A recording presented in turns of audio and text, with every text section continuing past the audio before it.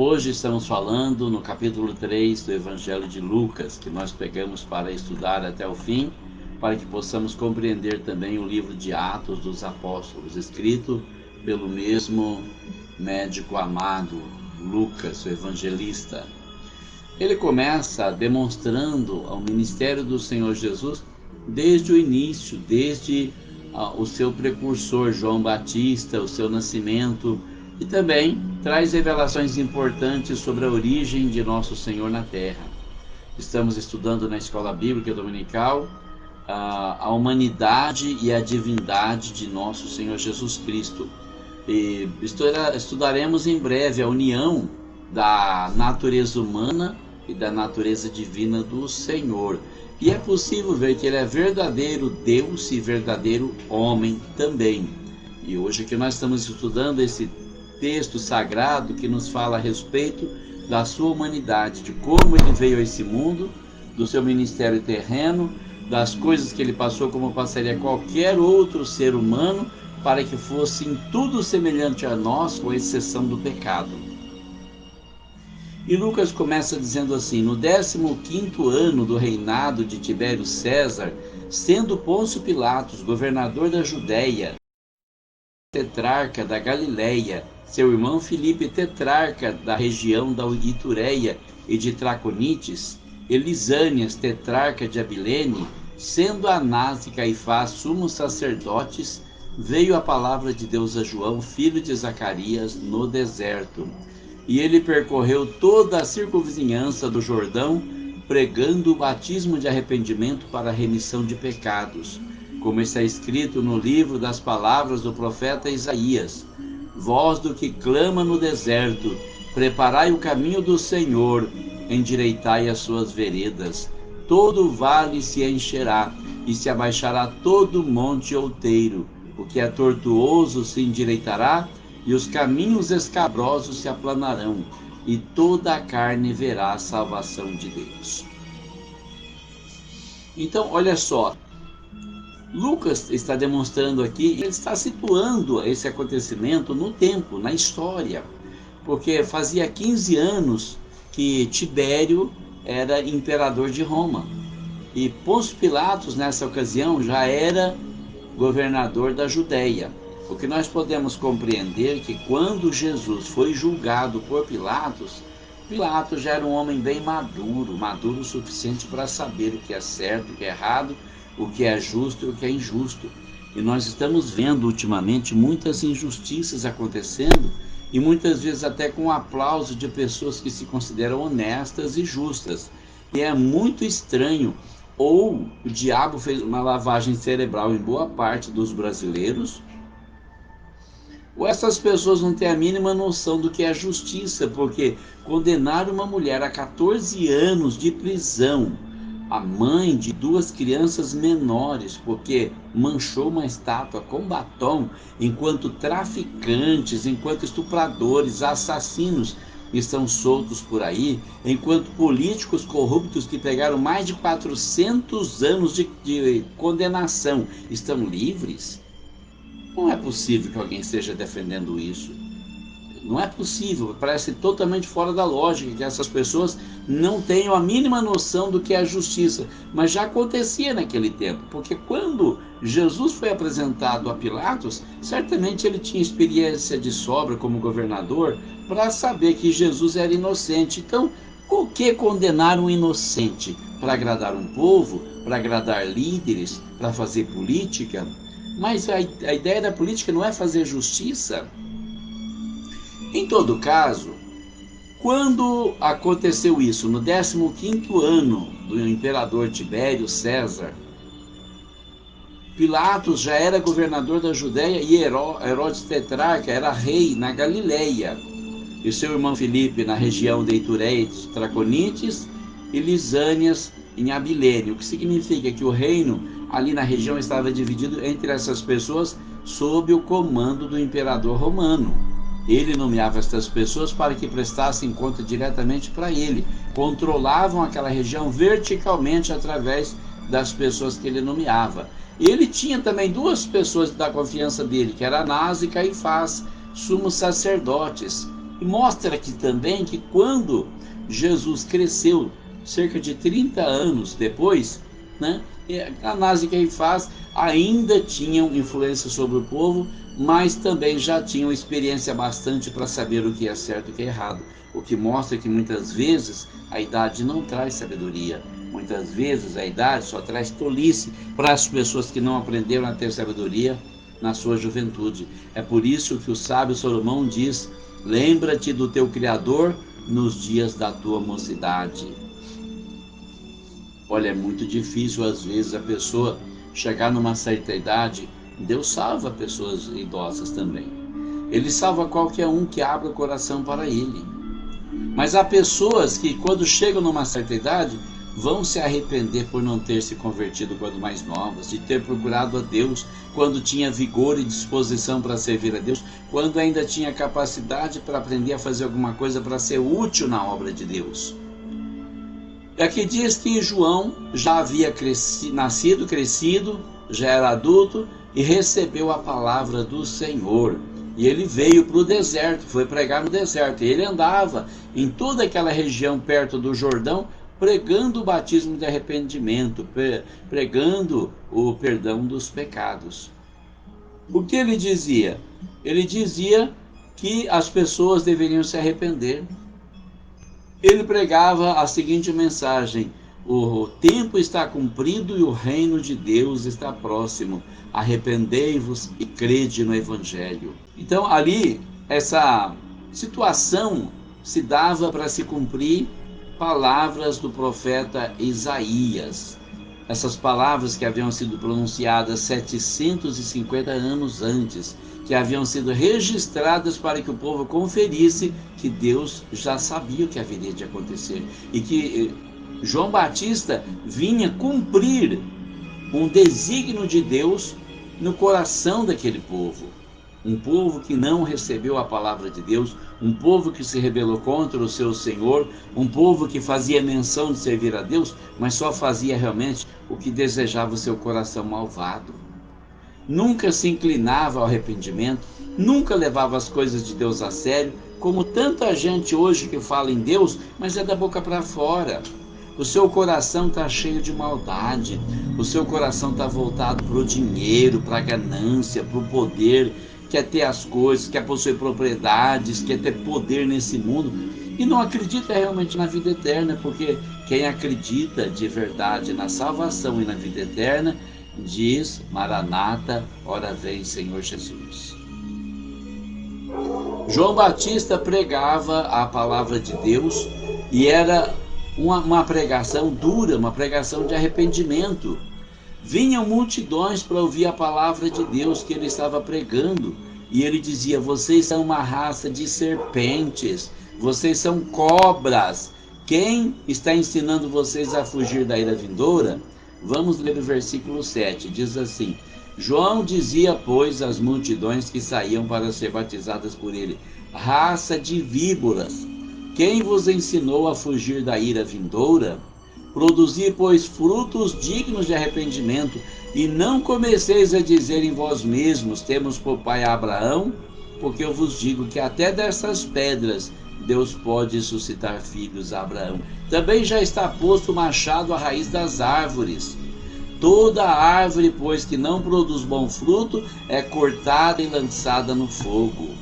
Então, olha o que João estava dizendo. A pregação dele era bem rude mesmo, bem chucra mesmo, raça de víboras, ou seja, víbora, aquela serpente mais venenosa do Oriente. Se ela picar uma pessoa, menos de meia hora depois a pessoa já está morta, o veneno terrível. E era o que ele dizia para as pessoas, era como ele chamava as pessoas que vinham procurar ele para ser batizados: vocês são uma raça de cobra venenosa, vocês são perigosos, são venenosos, são maldosos, vocês estão apenas mascarando a identidade de vocês, pensando em fugir da ira de Deus que está vindo a esse mundo. Mas vocês ainda não estão produzindo frutos de arrependimento. O que é isso? Mudar de vida, mudar de atitude, deixar de fazer as coisas erradas que vocês fazem, ser mais humilde, ser mais manso, ser mais amoroso, seguir os passos de Jesus, o exemplo que ele deixou. Ele não ia falar nesses termos naquele tempo, porque Jesus ainda não tinha se manifestado.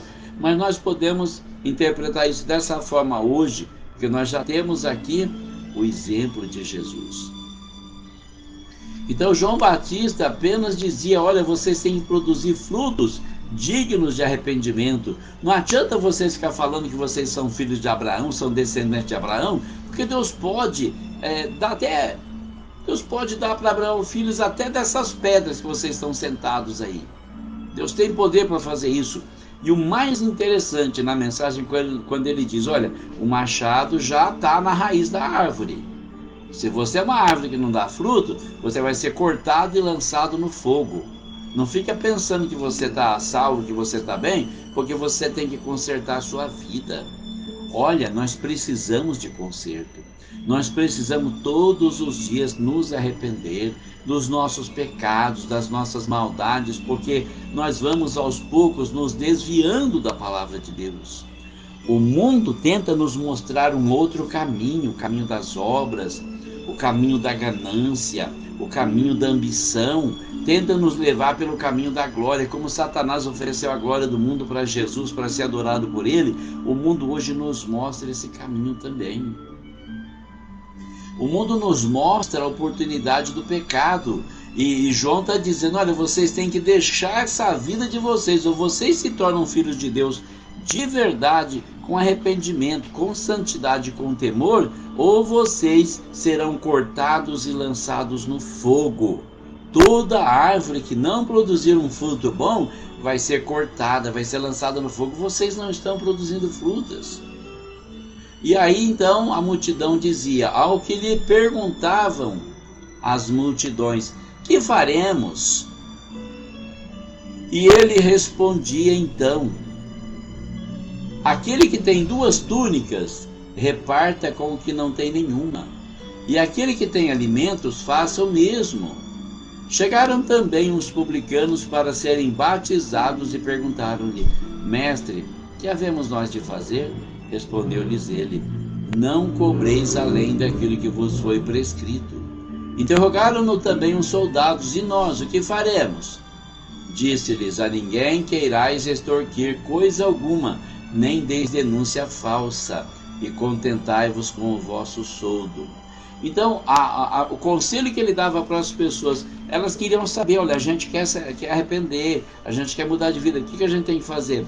Então ele diz: ó, se você tem 2 roupas, dá uma para quem não tem nenhuma, reparte. Porque é isso que Deus espera de você, que você faça isso, que você reparta, que você, se você tem alimento sobrando, dá para quem está com fome, não deixa ninguém passar fome. Reparte o que você tem. Jesus já ensinou lá na frente que nós devemos ajuntar tesouros no céu e não na terra, porque na terra o tesouro ajuntado se perde, o ouro vai ser comido pela ferrugem. O dinheiro que nós guardamos, vem uma inflação e toma tudo, o banco rouba, os políticos roubam, mas o tesouro acumulado no céu, ninguém pode roubar. Então João Batista está dizendo aqui: dê uma túnica para quem não tem nenhuma. Para que você quer 2? Você só precisa de uma. E vem lá os publicanos, né, os cobradores de imposto: Senhor, o que nós vamos fazer? E ele responde: vocês não devem cobrar mais do que foi mandado.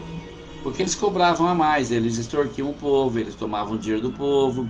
Olha, você está devendo tanto, esse imposto está atrasado. E uma parte eles pegavam para eles. Isso é roubo.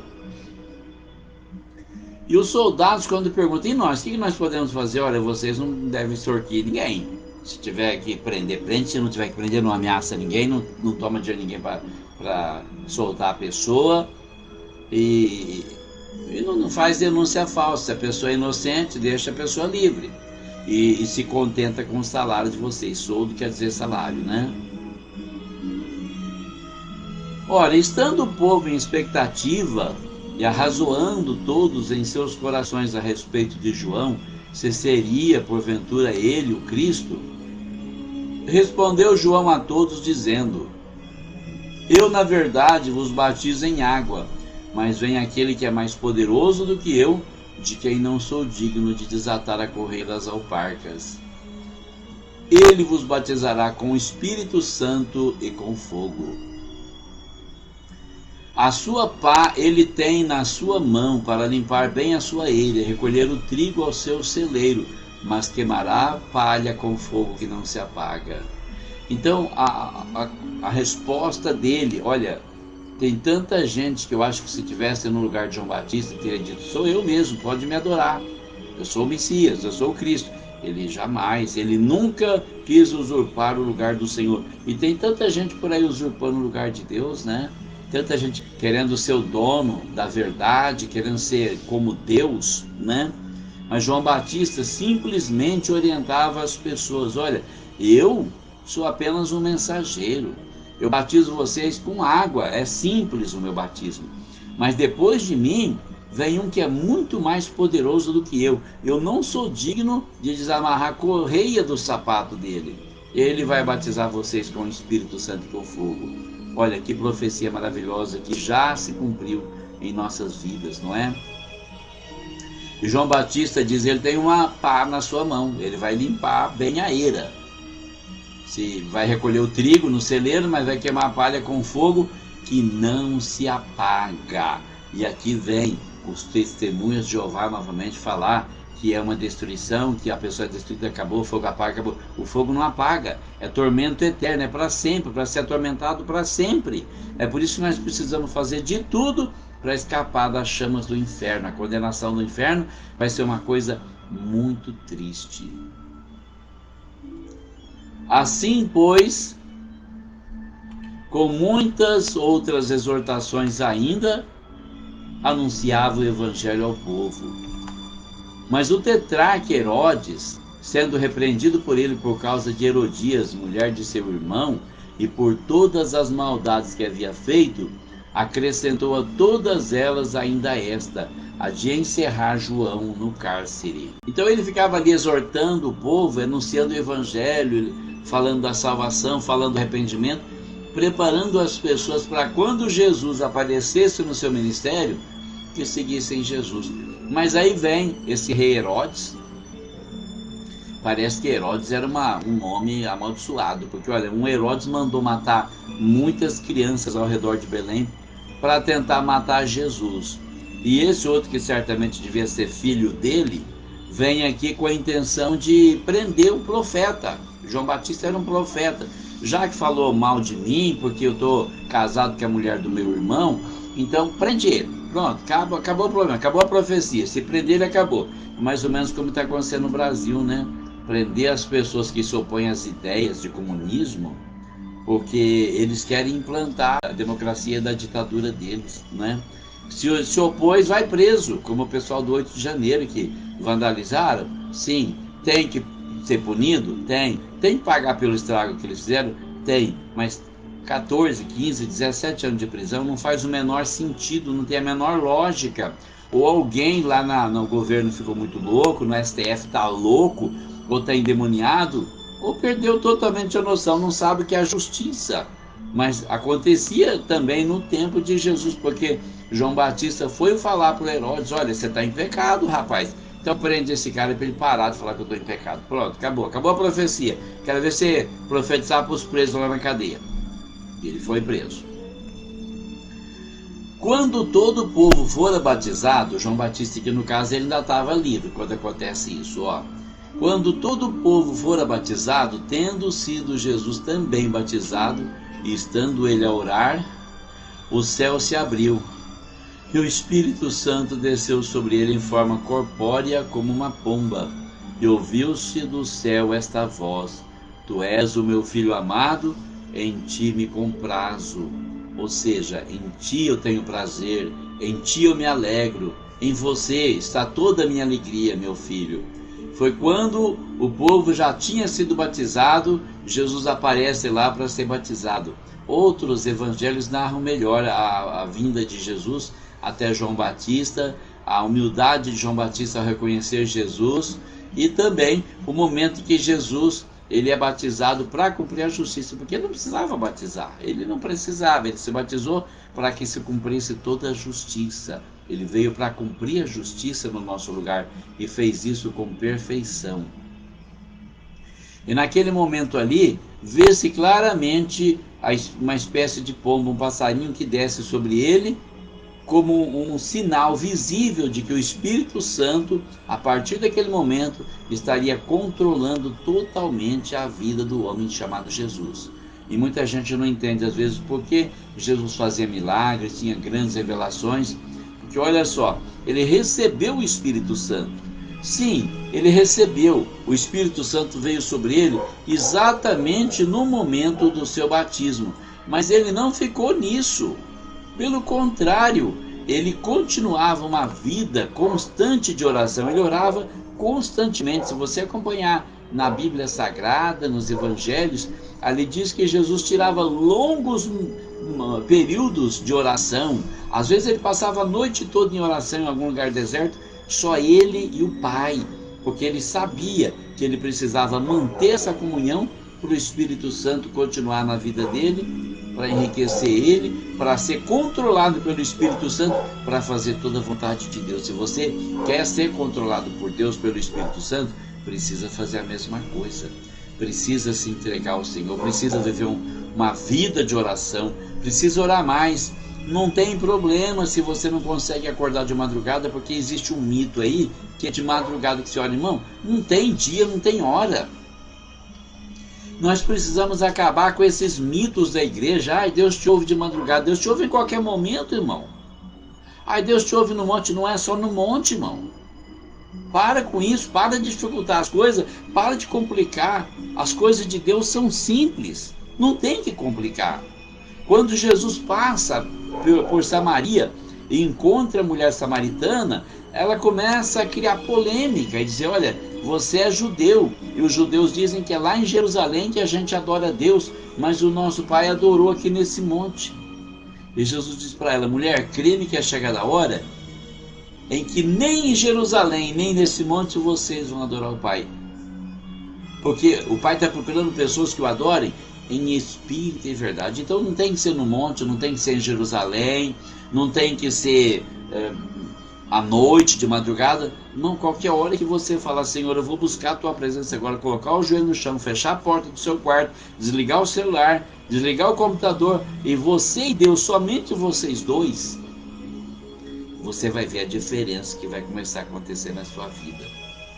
Principalmente quando você começar a sentir que tem calo no seu joelho, e você orar com sinceridade, orar por você, pela sua família, pelos seus amigos, pelos irmãos, pela igreja perseguida, pelas pessoas que estão presas injustamente, para Deus libertar elas. Para Deus repreender a fúria do inimigo no mundo todo, tanto nos países comunistas como nos países muçulmanos, onde quer que o evangelho de nosso Senhor é barrado e perseguido, você deve orar por eles. E orar para o Senhor salvar as pessoas, para nos dar um poderoso avivamento aqui no Brasil e em todo o mundo, para que as coisas mudem. Porque isso é do agrado de Deus, irmão. Ah, mas eu tenho muito sono de madrugada. Não tem que orar de madrugada. Ora de manhã quando você levanta. Levantou muito em cima da hora, não deu tempo. À noite, antes de dormir, reserva um tempo para o Senhor. Mas reserva um momento para o Senhor. E não fica só naquilo. Durante o dia, vai falando com o Senhor. Vai cantando um louvor, adorando a Deus, invocando a presença de Deus sobre a tua vida. Eu conheço tanta gente que só sabe xingar e falar palavrão. Invoca o inimigo a todo instante, com palavras terríveis. E os crentes não invocam a Deus, irmão. Tem que aprender a invocar o Senhor. Tem que aprender a invocar a presença dele para a sua vida. Falar com ele como você fala com um amigo. E isso acontecia. Jesus deixou esse exemplo aqui. E por isso ele foi tão controlado pelo Espírito Santo. Olha, ninguém viveu uma vida mais cheia do Espírito Santo do que Jesus. Em toda a Bíblia, ninguém viveu uma vida mais cheia do Espírito Santo, mais controlada, porque ele se entregava verdadeiramente, ele vivia verdadeiramente a vida espiritual. Muitas vezes nós queremos ser espirituais, mas vivemos no mundo, vivemos o sonho do mundo, esquecemos que somos cidadãos do céu, esquecemos de exercer a nossa cidadania celeste. Nós precisamos tomar posse disso, começar a reconhecer que nós não somos desse mundo, que a qualquer momento nós vamos deixar esse mundo e nós precisamos ir para o céu, cultivar nossa fé e cultivar a fé das outras pessoas também, para que elas tenham temor, para que elas aprendam a ter conhecimento das coisas de Deus, esperar em Deus, viver para o Senhor e ser alcançados pelo Senhor. No versículo 23 diz assim: ora, Jesus, ao começar o seu ministério, tinha cerca de 30 anos, sendo como se cuidava filho de José.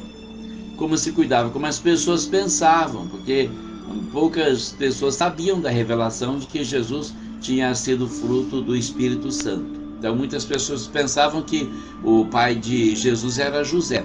E José era filho de Eli.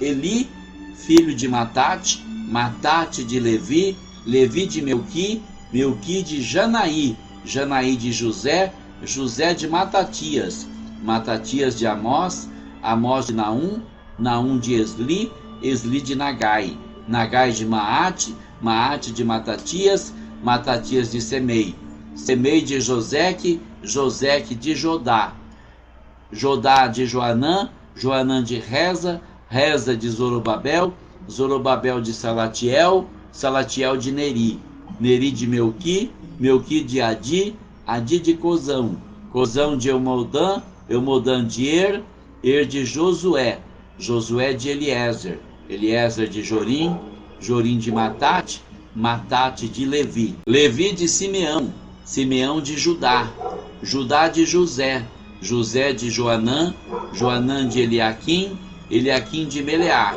Meleá de Mená, Mená de Matatá, Matatá de Natã, Natã de Davi, Davi de Jessé, Jessé de Obed, Obed de Boaz, Boaz de Salá, Salá de Nasson, Nasson de Aminadab, Aminadab de Admin, Admin de Arni, Arni de Esrom, Esrom de Farés, Farés de Judá, Judá de Jacó, Jacó de Isaque, Isaque de Abraão, Abraão de Terá, Terá de Naor, Naor de Serugue, Serugue de Hagaú, Hagaú de Faleque, Faleque de Eber, Eber de Selá, Selá de Cainã, Cainã de Arfaxade, Arfaxade de Sem, Sem de Noé, Noé de Lameque, Lameque de Matusalém, Matusalém de Enoque, Enoque de Jared, Jared de Malaleel, Malaleel de Cainã,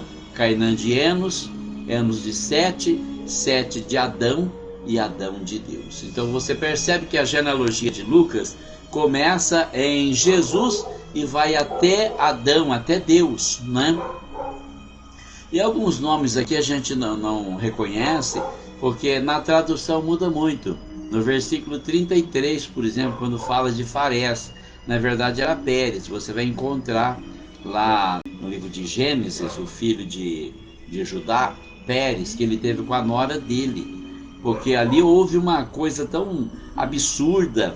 Ele mentiu para a nora, ele enganou a nora, e a nora também não vigiou, e foi lá e fingiu que era uma prostituta e se entregou para ele para engravidar, porque tudo que as mulheres queriam naquele tempo era engravidar.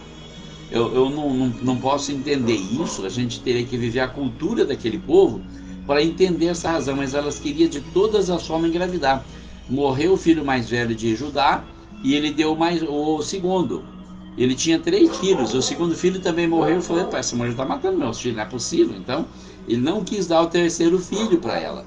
Ela fez uma vingança, se disfarçou de prostituta, esperou numa encruzilhada, se entregou para ele, que também não era santo, e aí ela engravidou dele. Então ela teve 2 filhos, e um deles é o Pérez, que aqui é chamado de Farés, que veio a ser um dos ascendentes de Jesus, porque ele gerou outros filhos, que veio até Obed, né, e Jessé, que era o pai do rei Davi, e Davi foi gerando outros filhos, que chegou até José.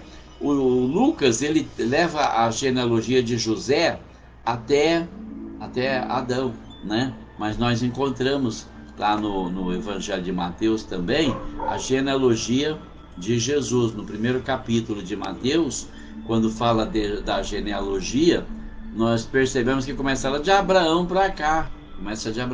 Fala de de Davi, que era filho de Abraão, ele vai falando que de Abraão nasceu Isaac e tal, até chegar a José, a Jacó, e a José, que era marido de Maria. Mas olha só, Jesus não é descendente de José. Então você vai falar assim, mas então ele não é descendente de Davi? Ele é porque Maria também é descendente de Davi. Agora, por que não aparece a genealogia de Maria? Porque o povo judeu não considerava as mulheres, eles consideravam apenas os homens. Então, eles não fariam a descendência, a genealogia de Maria, porque ninguém acreditaria, ninguém daria importância. E os evangelhos foram escritos justamente para mostrar que Jesus era a pessoa prometida por Deus para ocupar o trono de Davi. Terminamos da genealogia, falamos sobre o batismo de Jesus e deixar bem claro uma coisa, quando nós falamos sobre viver uma vida de relacionamento com Deus, como era importante, porque o próprio Deus dá testemunho dizendo: esse é o meu filho amado, em você eu me alegro, meu filho. Quem dera que nós tivéssemos esse testemunho de Deus, né? Isso depende só de nós. Se o agradarmos o bastante, ele vai fazer isso. Porque Enoque, que vem lá, o sétimo depois de Adão, agrada tanto a Deus que Deus arrebata ele e fala: pera um pouquinho, você não vai ficar na terra mais não, vem para cá, vem ficar comigo. Não é?